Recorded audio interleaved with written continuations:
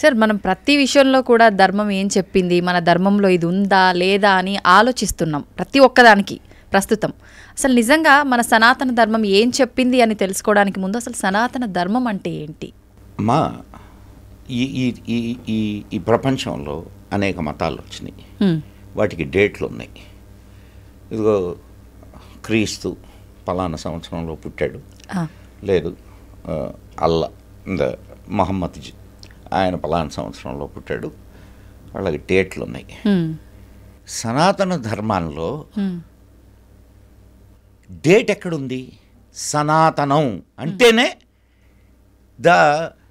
నీకు there is no date for it. Okay. And అది అత్యంత పురాతనం, నిత్య నూతనం.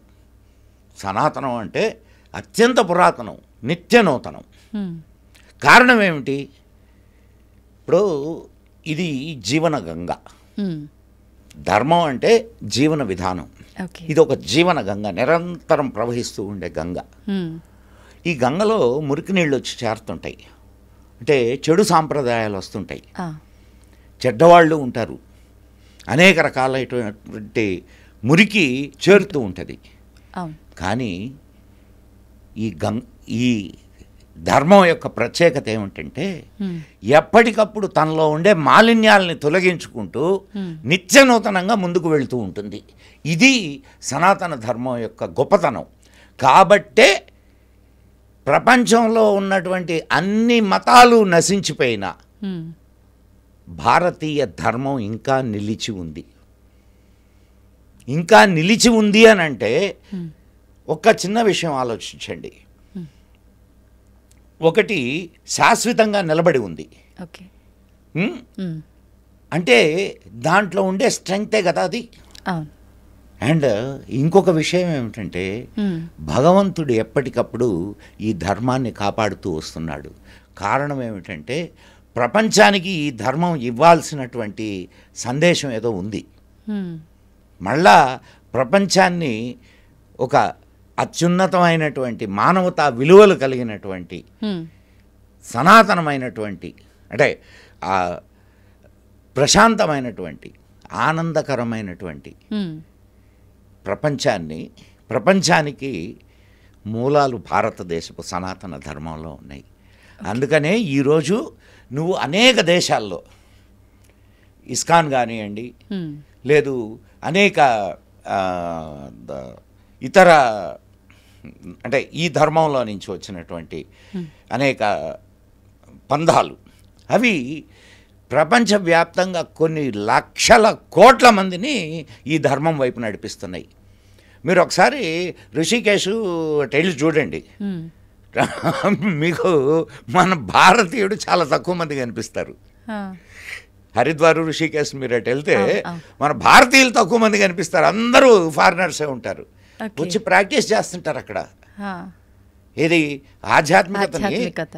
ఎందుకని అంటారు సార్? మన వాళ్ళు అంతా తెలిసి మన భారతదేశ గొప్పతనం ఎప్పుడు పెరటి చెట్టు వైద్యానికి పనికిరాదమ్మా. ఇప్పుడు నీ దొడ్లో అద్భుతమైన వృక్షం ఉంది, కానీ అది నీకు ఉపయోగకరమైంది అనిపించదు. అమృత వృక్షమే అది, కానీ దాని విలువ తెలుసుకోలేకపోతున్నాం. ఏం చెయ్యాలి సార్ ఈ తరం వాళ్ళకైతే? కొద్దో గొప్ప మీ తరం వాళ్ళకైతే తెలుసు, కానీ ఈరోజు నిజంగా అంటే ఒకనాటి కాలంలో మనం డార్క్లో ఉన్నాము. కారణం ఏంటి? ప్రసార మాధ్యమాలు, ప్రచార మాధ్యమాలు అన్నీ కూడా వాళ్ళ చేతుల్లో ఉన్నాయి. అండ్ ఇంకొక మనకు స్వాతంత్రం వచ్చిన తర్వాత కూడా ఈ ప్రసార మాధ్యమాలని, ప్రచార మాధ్యమాలని అండ్ మన విద్యా వ్యవస్థని, మన అంటే సినిమాలు కానివ్వండి, వీటిలన్నిటినీ ఒక సెట్ ఆఫ్ పీపుల్ ఎవరైతే ఈ ధర్మాన్ని నాశనం చేయాలా అనుకున్నారో వాళ్ళ చేతుల్లోనే ఉన్నాయి. దానివల్ల అండ్ నీ స్కూల్ సిలబస్ తీసుకో, ఎక్కడైనా నీకు నీ ధర్మాన్ని గురించి చెబుతున్నాయా? లేదు. పోనీ మానవతా విలువల గురించి చెబుతున్నాయా? ఏమీ లేవు. మరి బయటకు వచ్చేటటువంటి వాడు ఒక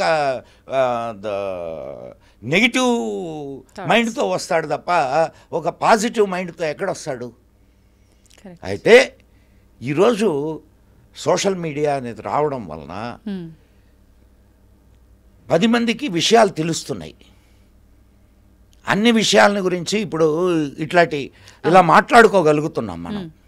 నిజమే సార్. ఇవన్నీ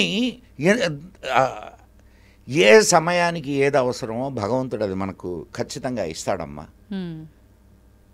అది మనం దేని గురించి ఆలోచించక్కర్లా. ఈ సమయానికి ఇది అవసరం. ఇప్పుడు 2014లో మోడీ గారిని రాకుండా ఉండుంటే భారతదేశం ముక్కలై ఉండేది ఖచ్చితంగా.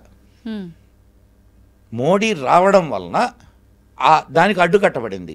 కారణం ఆనాటికి మోడీ అవసరం, అందుకని ప్రకృతి మోడీని తీసుకొని వచ్చి అక్కడ పెట్టింది. అట్లనే ఏ సమయానికి ఏది అవసరమో ఖచ్చితంగా ఇప్పుడు ప్రివెంటివ్ చెక్స్, పాజిటివ్ చెక్స్ అని ఎకనామిక్స్లో చెప్తారు. నిన్ను నువ్వు నియంత్రించుకోవాలా. నిన్ను నువ్వు నియంత్రించుకోకపోతే నిన్ను ప్రకృతి నియంత్రిస్తుంది. ఇప్పుడు జనాభా 2 ఆప్షన్స్ ఉన్నాయి ఖచ్చితంగా. ఇప్పుడు జనాభా బాగా పెరిగిపోతుంది. బాగా పెరిగిపోతున్నప్పుడు నువ్వు జనాభాని అరికట్టడానికి కావలసినటువంటి ప్రివెంటివ్ చెక్స్ తీసుకోవాలా. లేకపోతే ఏమవుద్ది? యుద్ధాలు వస్తాయి, తుఫాన్లు వస్తాయి, ఇంకా ప్రపంచ ఉత్పాతాలన్నీ వస్తాయి, జనాభాని తగ్గిస్తాయి. ఓకే. సో ఏ సమయానికి ఏది కావాలో నువ్వు ప్రకృతిని నాశనం చేస్తూ ఉన్నావు. అవును. ప్రకృతిని నువ్వు ఎంత నాశనం చేస్తూ పోతే ప్రకృతి అంతగా నీ నాశనానికి దారులు ఏర్పాటు చేస్తూ ఉంటుంది. ఐరన్ లా ఇది. What ever you give you will get the same. అంతే. సో ప్రకృతితో కలిసి నువ్వు జీవిస్తూ ఉంటే ప్రకృతి నీకు సహకరిస్తూ పోతుంది. ప్రకృతిని విభేదిస్తూ, ప్రకృతిని నాశనం చేస్తూ నువ్వు ముందుకు నడుస్తుంటే ప్రకృతి నిన్ను నాశనం చేయడానికి ఖచ్చితమైనటువంటి ప్రణాళికలు రచించుకుంటూ ఉంటుంది. ఓకే, మన చేతుల్లో ఉంది ఖచ్చితంగా. ఏనుగు నెత్తన ఎవడు మట్టేలేడు. ఏనుగా దాన్ని నెత్తనది మట్టేసుకుంటుంది. మానవుడు కూడా అంతే. మానవుడిని ఎవడు నాశనం చేయలేడు, మానవుడే నాశనం చేసుకుంటుంటాడు వాడు మూర్ఖపు ఆలోచనలతో. అంతే కదమ్మా. మనం మన ధర్మం వసుదైక కుటుంబం అని చెప్పింది. ఆ భావన నీకు ప్రపంచంలో ఉండే ఇక ఏ మతాల్లోనూ ఏ జాతుల్లోనూ లేదు తెలుసా నీకు? ఈ వసుధ అంతా ఒక కుటుంబం అనేటటువంటి భావన నీకు ఇక నీకు ఏ గ్రంథాల్లో కనిపించదమ్మాయి. అంత విశాలమైన భావన అది ఈ ఒక్క ధర్మంలోనే కనిపిస్తుంది. ఎంత గొప్పదో చూడండి మరి. డన్. ఓకే.